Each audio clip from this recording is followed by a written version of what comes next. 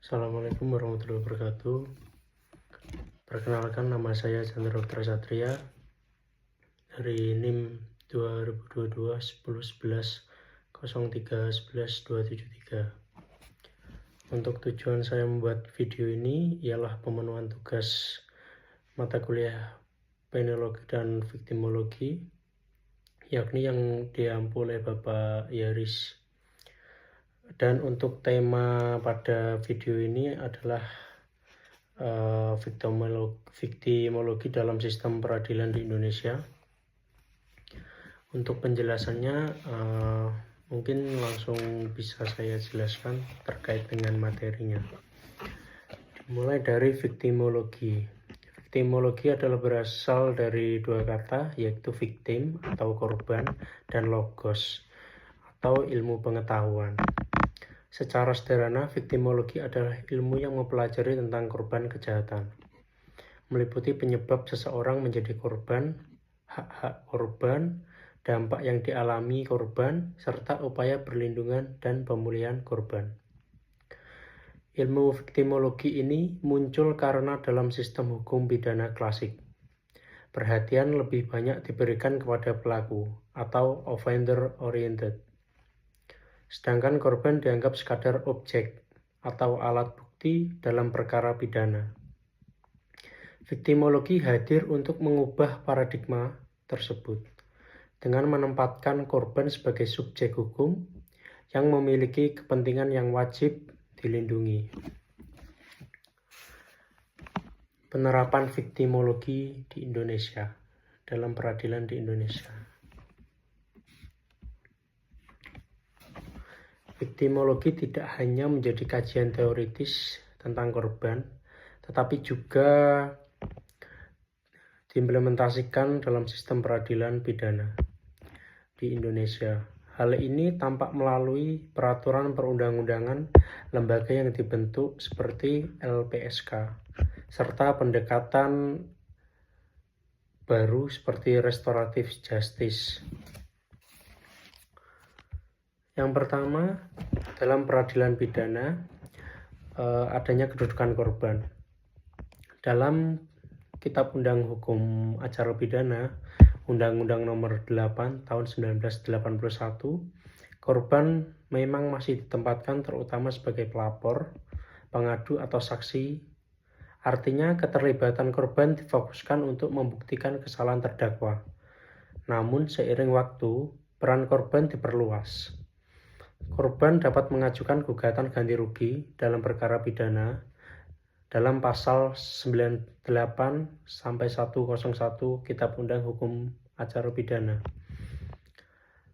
Dengan Undang-Undang Nomor 13 Tahun 2006 Jungto, Undang-Undang Nomor 31 Tahun 2014 tentang perlindungan saksi dan korban. Korban berhak memperoleh perlindungan fisik, bantuan hukum, bantuan medis, psikologis, restitusi, kompensasi, hingga rehabilitasi.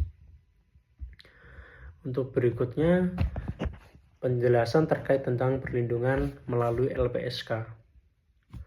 Lembaga Perlindungan Saksi dan Korban memberikan perlindungan atas ancaman, bantuan medis, dan psikologis, serta memfasilitasi permohonan restitusi atau kompensasi. Contoh untuk kekerasan seksual atau KDRT, di mana korban bisa mendapatkan pendampingan psikologis, rumah aman, serta bantuan hukum. Berikut saya lanjutkan tentang hak-hak korban dalam sistem peradilan Indonesia. Untuk singkatnya, hak-hak korban diatur terutama oleh Undang-Undang Nomor 13 Tahun 2006 tentang perlindungan saksi dan korban, yang telah diubah dengan Undang-Undang Nomor 31 Tahun 2014 dan diimplementasikan oleh LPSK, aparat penegak hukum, pengadilan, serta peraturan teknis, peraturan Mahkamah Agung, peraturan pemerintah, peraturan LPSK. Yang pertama, perlindungan atas keamanan diri, keluarga, dan harta benda. Penjelasan tentang korban. Apa itu sebenarnya? Korban berhak mendapatkan jaminan keselamatan, termasuk perlindungan terhadap ancaman, pengawalan sementara, fasilitas tempat tinggal sementara, perubahan atau penanganan identitas, atau fasilitas lain yang diperlukan untuk mengamankan dirinya atau keluarga dan barang miliknya. Dasar hukum serta pelaksanaannya. Pasal dalam Undang-Undang 13 tahun 2006 pasca perubahan memberi wewenang LPSK dan aparat Polri serta Kejaksaan untuk mengambil langkah perlindungan.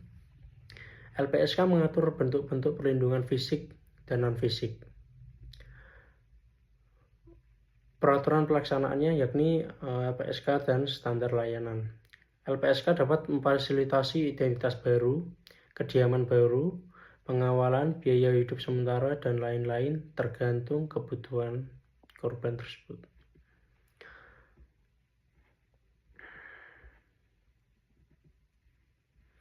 Berikutnya, untuk cara mengakses, korban atau pihak yang mewakili mengajukan permohonan tertulis ke LPSK atau meminta perlindungan melalui penyidik atau penuntut pengadilan LPSK. Supaya LPSK segera memeriksa permohonan, dalam praktik LPSK mengatur keputusan cepat atau batasan waktu pemeriksaan administrasi untuk memberikan tindakan darurat jika diperlukan. Berikutnya, tentang informasi perkembangan perkara. Apa itu korban dalam hal tersebut? Yakni korban berhak memperoleh keterangan mengenai status penanganan perkara, perkembangan penyidikan, apakah tersangka ditahan, jadwal persidangan, dan hasil putusan. Ketentuan ini dimaksudkan agar korban tidak tertinggal dari proses hukum yang sedang berjalan. Lalu siapa yang memberikan informasi tersebut? Yakni diberikan oleh penyidik atau Polri, penuntut umum atau kejaksaan, panitia keadilan, atau LPSK. Jika LPSK mendampingi korban, pengadilan juga wajib menyediakan salinan putusan kepada pihak-pihak yang berhak. Berikutnya tentang bantuan medis dan psikologis. Untuk bantuan medis dan psikologis, hak untuk mungkin mendapatkan perawatan medis darurat dan atau jangka panjang, mungkin dokter, rumah sakit, ataupun obat, serta dukungan psikologis, terapi, trauma, konseling, termasuk rehabilitasi psikologis. Untuk hal bantuan medis dan psikologis mungkin bisa didapatkan melalui korban, bisa dirujuk untuk perawatan oleh fasilitas kesehatan melalui LPSK, penyidik atau penegak hukum. LPSK memiliki mekanisme pengajuan bantuan medis atau rehabilitas peraturan internal. LPSK mengatur tata cara pemeriksaan permohonan dan pemberian bantuan. Yang berikutnya terkait dengan restitusi atau ganti rugi dari pelaku.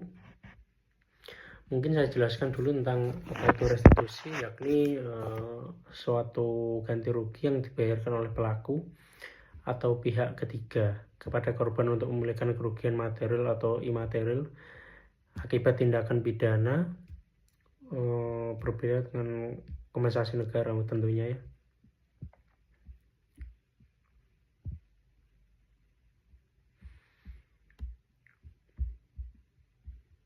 Untuk yang terakhir terkait dengan rehabilitas, mungkin untuk rehabilitas mencakup pemulihan kondisi fisik, psikologis, sosial, dan jika perlu pemulihan ekonomi, mungkin pelatihan kerja atau bagaimana, agar korban bisa kembali mandiri untuk korban pelanggaran HAM berat atau terorisme atau korban kekerasan seksual. Rehabilitas sering diperlukan. LPSK dapat memfasilitasi program rehabilitas tersebut atau merujuk korban ke layanan publik atau lembaga terkait. Mungkin penjelasan sedikit saya tentang sistem viktimologi dalam peradilan di Indonesia. Kurang lebihnya mohon maaf atas video yang saya buat. Saya akhiri. Assalamualaikum warahmatullahi wabarakatuh.